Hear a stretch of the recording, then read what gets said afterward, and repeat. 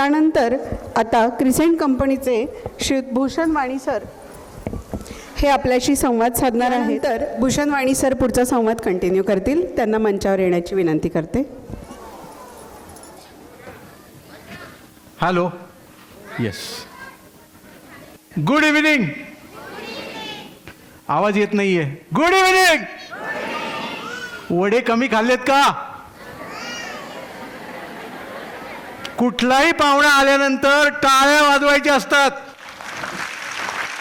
नाही वाजवले तरी चालेल, पण पाहुणे हजर होते, आपण समाजाचे लोक आहोत, तर देताना भरभरून द्यायचं शिका. प्लीज टाळ्या वाजवा. दिल्याने कमी होत नाही, भरभरून परत मिळतं. टाळ्या वाजवा. प्रबोधनची सुद्धा शिकवण आहे, टाळ्या वाजवल्या पाहिजे. मला एका जागेवर उभं राहून बोलता येत नाही. आय थिंक भरपूर लोकांना माहिती आहे, बऱ्याच लेडीजनी ऐकलेलं आहे. खूप बोर करणार नाही आहे, कारण सगळेजण वेट करत आहेत परफॉर्मन्ससाठी, आणि आज आमचा परफॉर्मन्स हा फार काही अपेक्षित नाही आहे, पण मी बोर करणार नाही. तानिया मॅडमने तुम्हाला म्युच्युअल फंड, इन्व्हेस्टमेंट, लेडीजने काय करायला हवं याच्याबद्दल सांगितलं. मी ह्याच्याबद्दल काही बोलणार नाही आहे. मी 3 गोष्टी तुम्हाला सांगणार आहे, मोजून 10 ते 12 मिनिटात संपवणार आहे, कारण तांडव नृत्य आपल्याला बघायचं आहे आणि ती मुलं वैतागलेली आहेत असं सांगण्यात आलं आहे प्लीज माईक हातात देताना. ओके.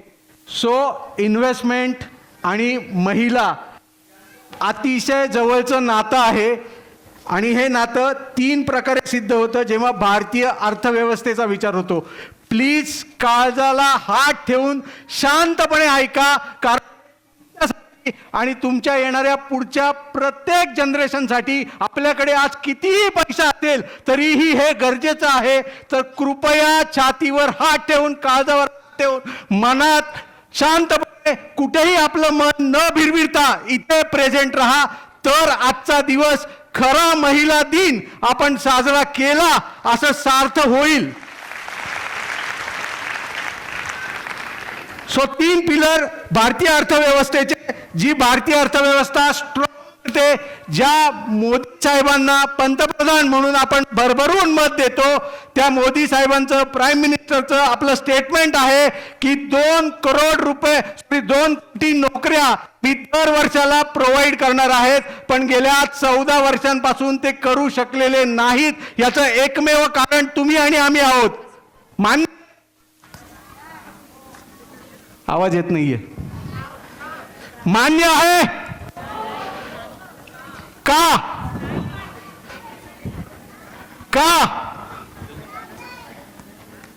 यात रिझन, आपण सोन्यावर भरभरून प्रेम करतो. आपण कशावर प्रेम करतो? सोन्यावर भरभरून प्रेम करतो. किती रुपये तोळा सोनं आहे?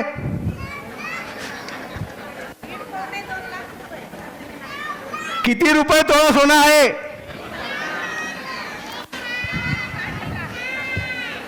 एक लाख. आज महिलांचं मत नाही. पाटकर सर, त्यांना बोलू दे प्लीज, कायम आपण बोलत असतो. 1.5 लाख रुपये, 1,60,000. शांतता ठेवा. कोणाकडे किती आहे ते सांगण्याची गरज नाही. सोनं विकत घेतल्यानंतर आपण काय करतो? काय करतो? आज किती जणींनी खरं सोनं घातले? असं करू नका.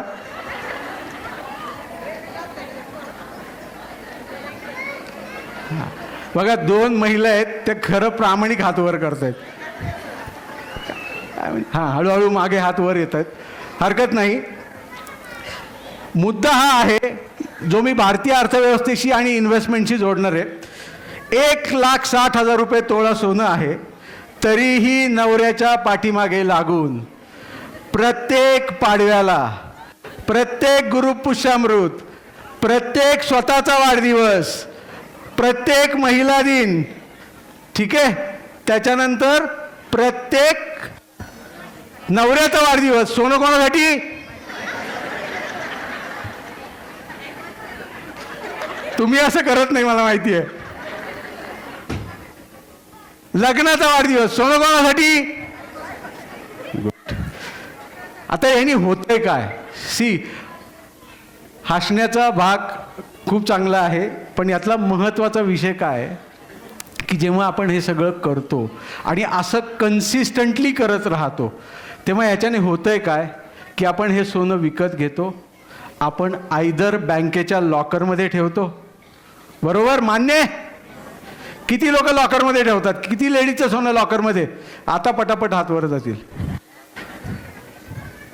सर मोजून घ्या प्लीज, म्हणजे पुढच्या वेळेचं आपलं काम होईल इंटरेस्टवरचं. एनिवेज, सो लॉकरमध्ये ठेवतो कारण आपल्याला भीती वाटते ते चोरी जाईल. राईट?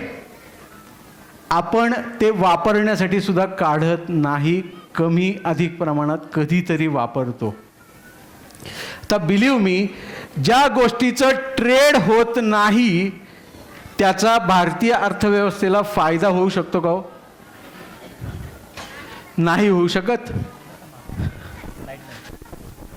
जर भारतीय अर्थव्यवस्थेला फायदा होणार नसेल आणि इकॉनॉमी ग्रो होणार नसेल तर कुठून प्राईम मिनिस्टर 2 कोटी नोकऱ्या देणार आहेत? देऊ शकतात?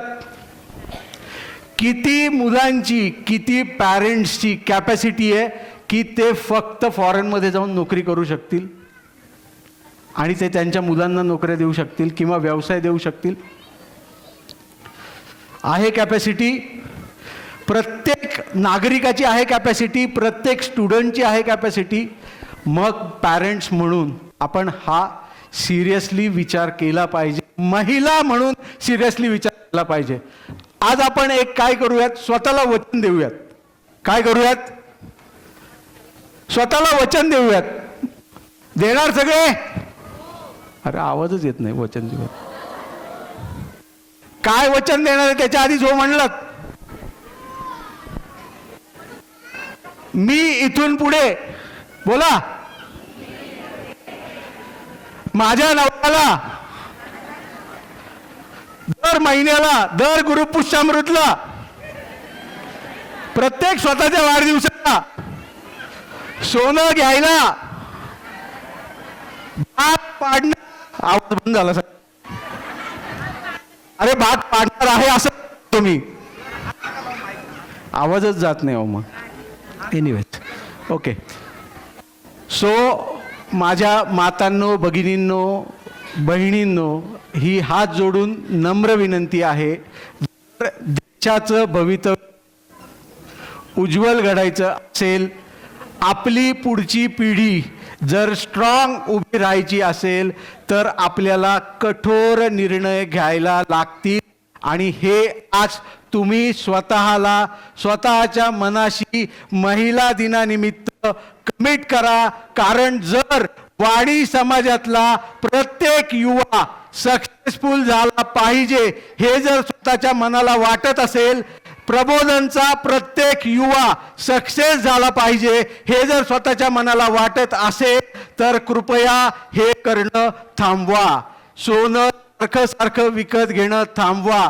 याने देशाची आर्थिक प्रगती खुंटते, याने देशात नोकऱ्या क्रिएट होत नाहीत. तुम्हाला गणित सांगतो, ज्या सोन्यावर आपण भरभरून प्रेम करतो, 1968 साली सोनं 100 रुपये तोळा होतं. किती? लास्ट बेंचर किती होतं?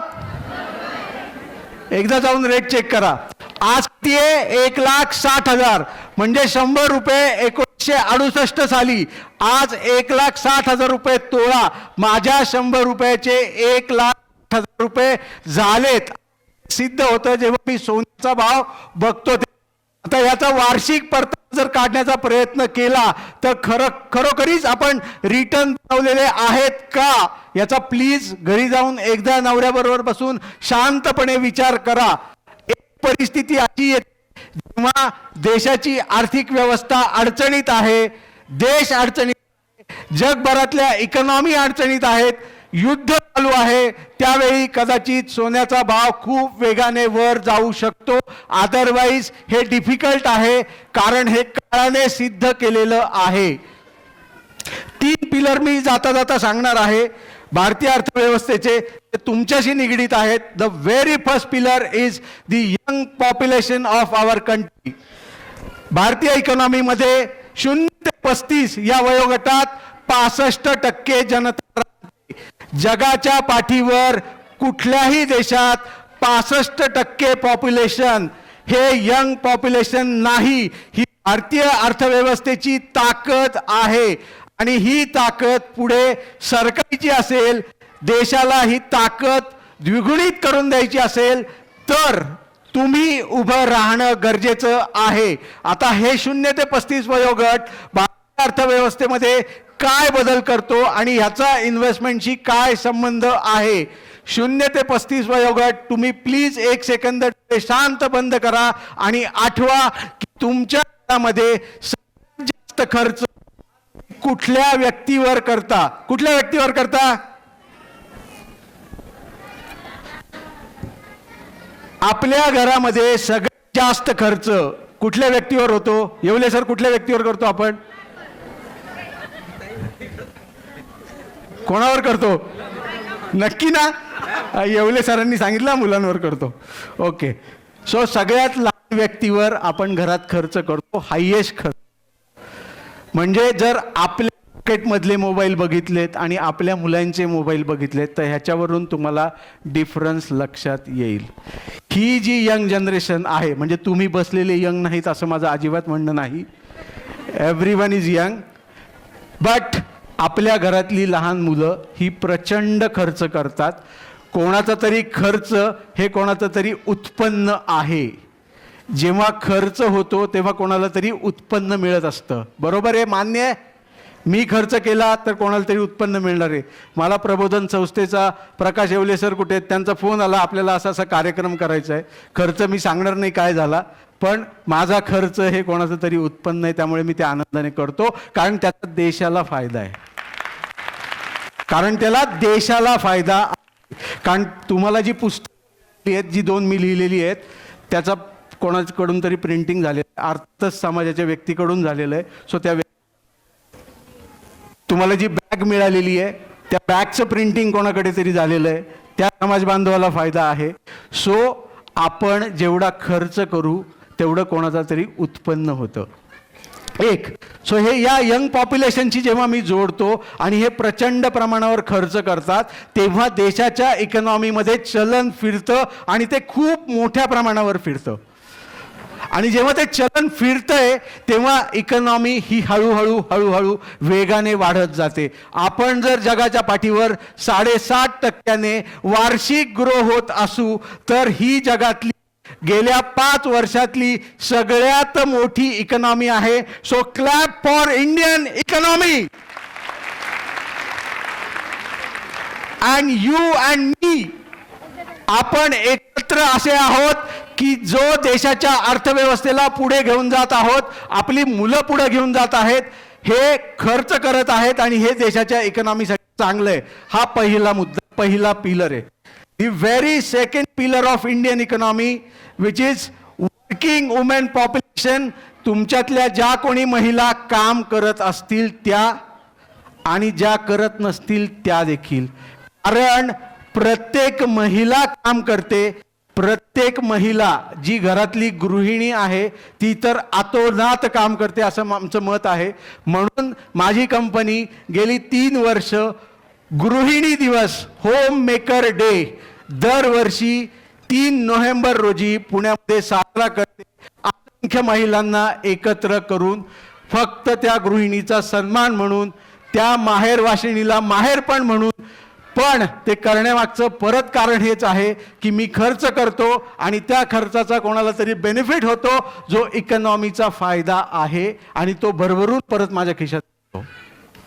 So this is the second pillar of Indian economy, working women population. जगाच्या पाठीवर 100 महिला जर असतील तर यातल्या 45 महिला या वर्किंग वुमेन आहेत. 45% population from women population is working women. Women population, यात भारताचं जर पर्सेंटेज काढलं तर हे 33% आहे, जे कागदावरचं पर्सेंटेज आहे.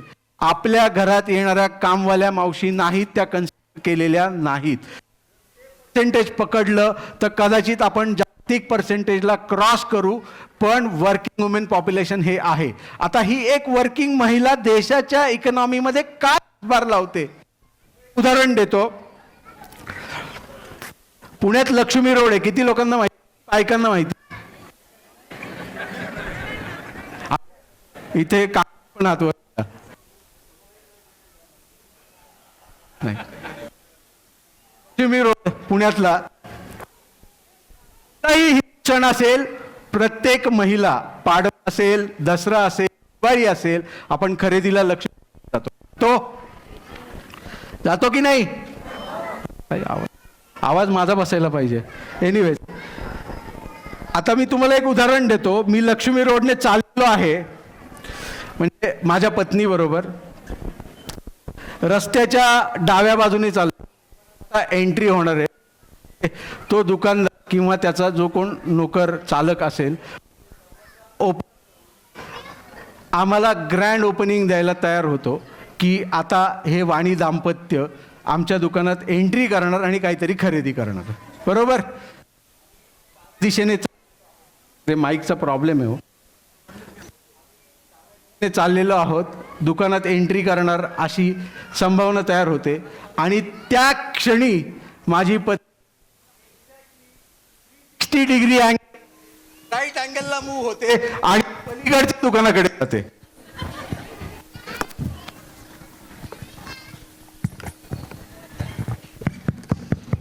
सो मी आणि तो दुकानदार एकमेकांचं तोंड बघतो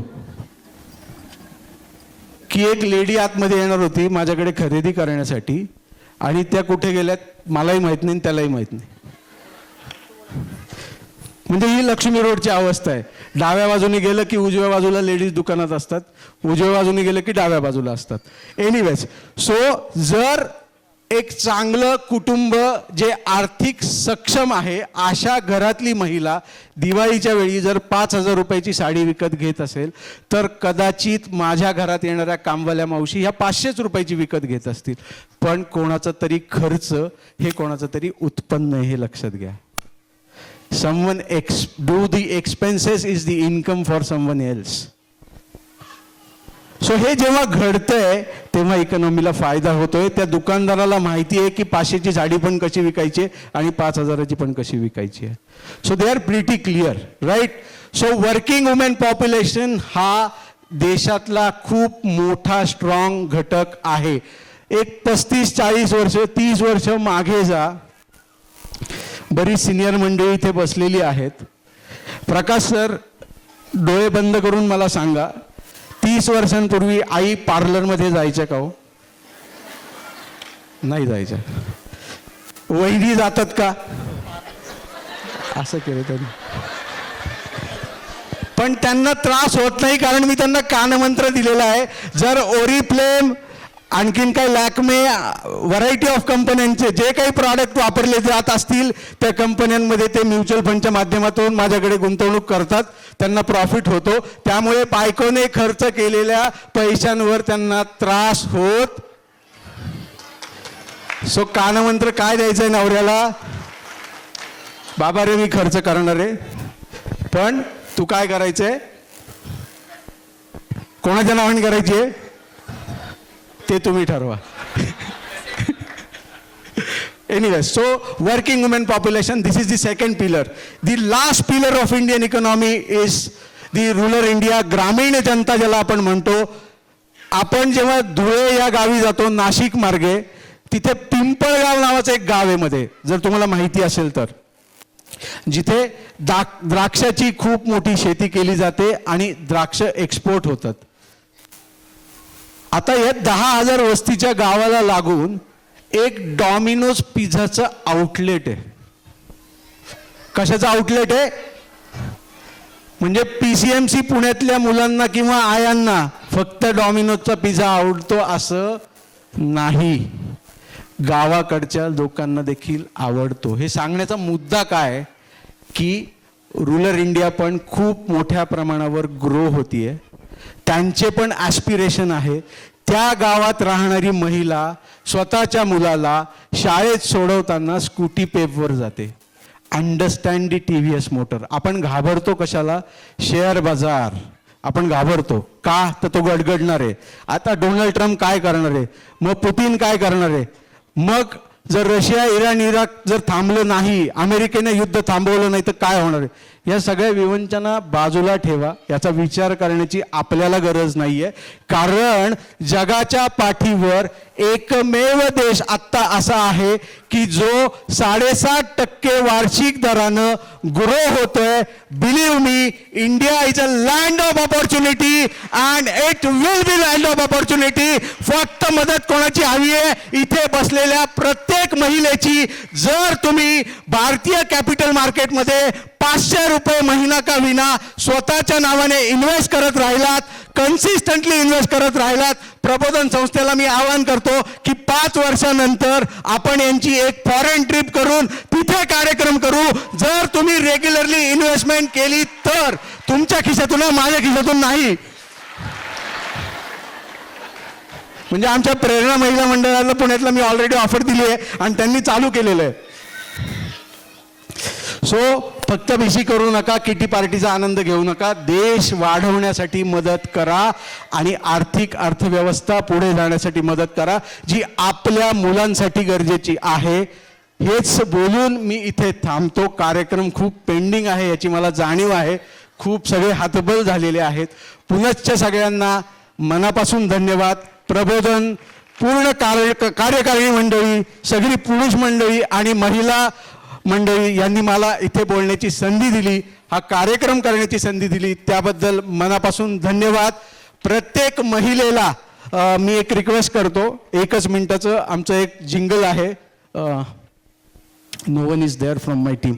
सर ती जिंगल वाजवाल प्लीज. एक महिलांसाठीची जिंगल कदाचित पुण्यातल्या आमच्या सगळ्या महिलांनी ऐकलेली आहे. तुम्ही पण तुमच्या कानी ती पडावी.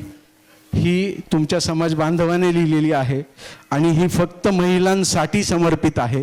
तर ती एकदा ऐका आणि मग मी थांबतो.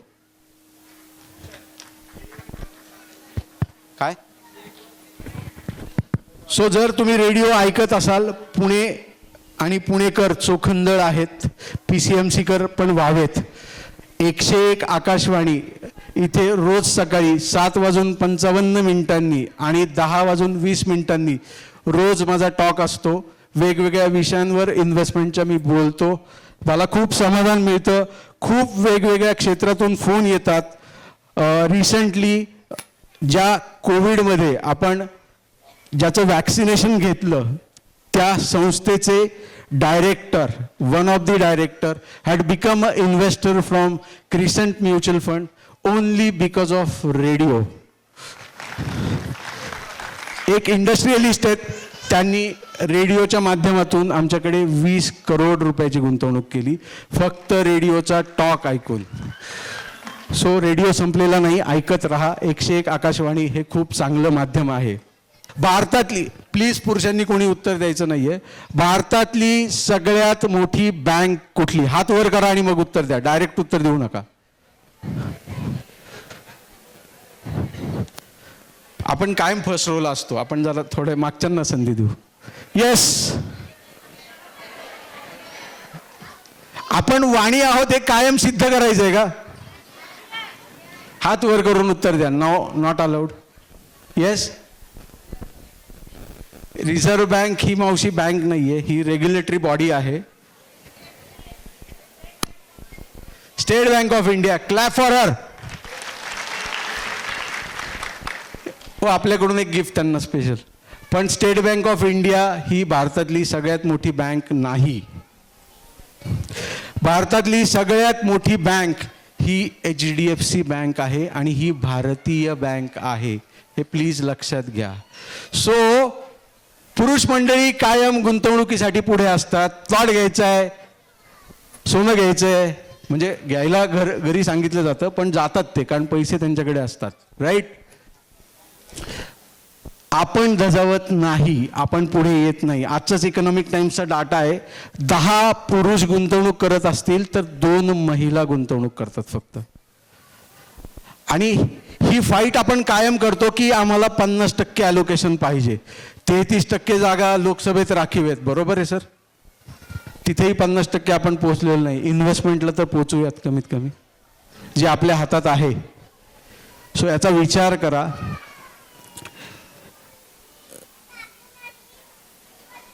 भारतात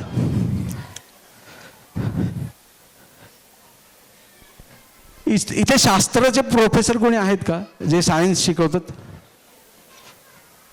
एनीवन फ्रॉम सायन्स बॅकग्राऊंड?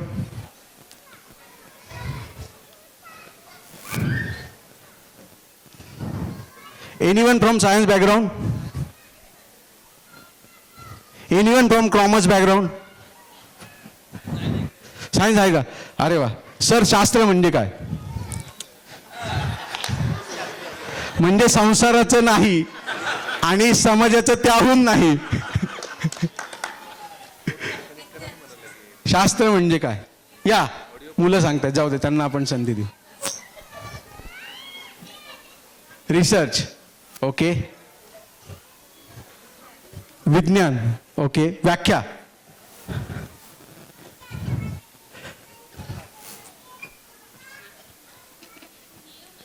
शास्त्र म्हणजे एक नियम आहे, ओके. अजून टीचर्स आहे कोणी? टीचर्स? हां मॅडम प्लीज बोला बोला बोला. चूक बरोबर काही नसतं, बोलायचं. मी विचारलं कारण मलाच माहिती नाहीये. सर, विज्ञान म्हणजे ज्याच्यातून विशेष ज्ञान मिळतं त्याला म्हणतात विज्ञान. क्या बात आहे. सो आज विशेष ज्ञान द्यायलाच आपण इथे उभे आहोत, बरोबर, राईट. सो थोडं इंग्रजीत बोलणार आहे पण एकजूट होऊन राहतो. हा लावा लावा लावा, हे लावलं तरी चालेल प्लीज. क्षणात मी असतो पहिल्यापासून आधाराला. पहिल्यापासून लाव. एकजूट होऊन राहतो, देतो जीव जीवाला. संकटात प्रत्येक क्षणात मी असतो आधाराला. देऊन मान राखून भान मी जपतो परंपरेला. प्रगतीच्या ह्या वाटेवरती सारे कुटुंब साथीला. असे हसत खेळता राहू सारे आज उद्या आणि रोज. आनंदाने जगतो जीवन आपला हा वाणी समाज. बांधिलकीचा वाणी समाज, आपुलकीचा वाणी समाज, माणुसकीचा वाणी समाज, आपुला वाणी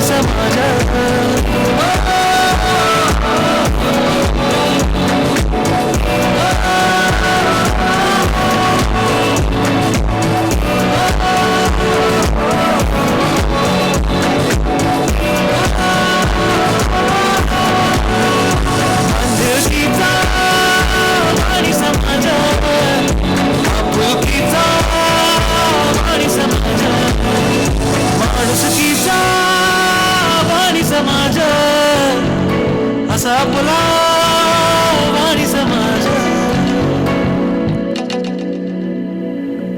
सो एक जिंगल आहे. मी सिंहगड रोड लाडशाखीय वाणी समाज यांचा 4 जानेवारीला कार्यक्रम होता, त्याच्यासाठी लिहिलेली मी स्वतः ही जिंगल आहे. गाता मला येत नाही त्यामुळे मी गायलेलं नाही. एनिवे, शास्त्राबद्दल बोलत होतो आणि थांबतो मी, खूप वेळ झालेला आहे मला माहिती आहे. Science is a systematic body of knowledge. हे प्लीज कोरून ठेवा, परत मी सांगतोय ते. Science is a systematic body of knowledge which studies cause and effect relationship between the areas of study.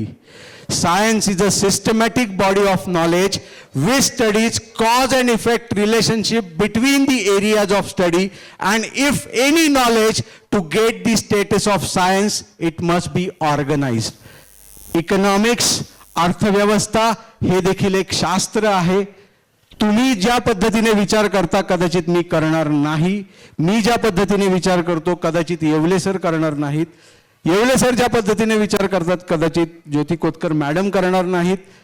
प्रत्येकाची विचार करण्याची पद्धत ही वेगळी आहे आणि हे अर्थशास्त्र आहे.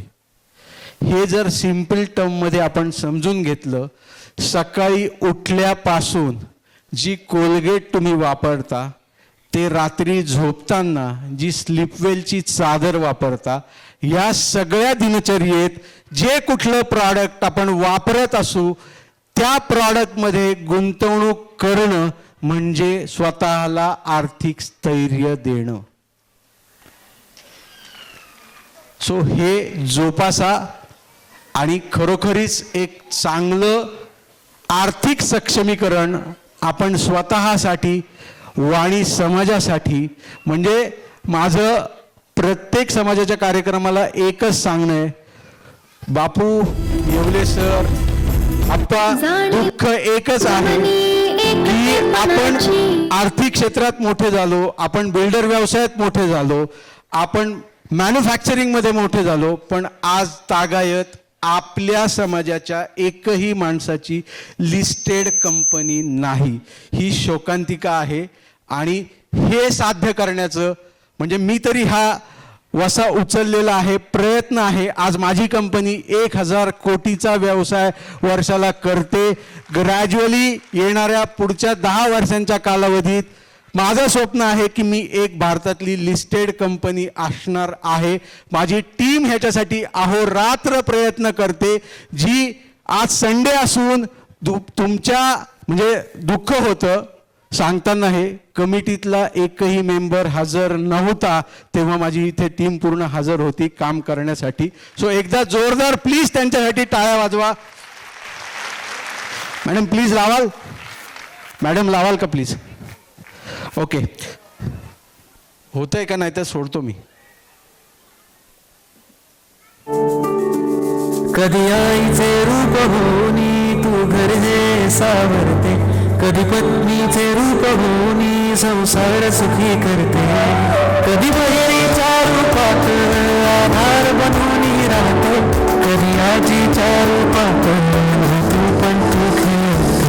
किती करते किती सोसते तरी ना कधीही थकते, जरी थकली तरी हसते, तडजोड किती तू करते. ही सलामी आसमानी, ही सलामी आसमानी, कृष्ण तुला देते. ही सलामी आसमानी, कृष्ण तुला देते. 8 मार्च या जागतिक महिला दिनानिमित्त घराघरातल्या प्रत्येक महिलेला crescent mutual fund distributors private limited कंपनीचा मानाचा मुजरा. ही सलामी आसमानी, कृष्ण तुला देते.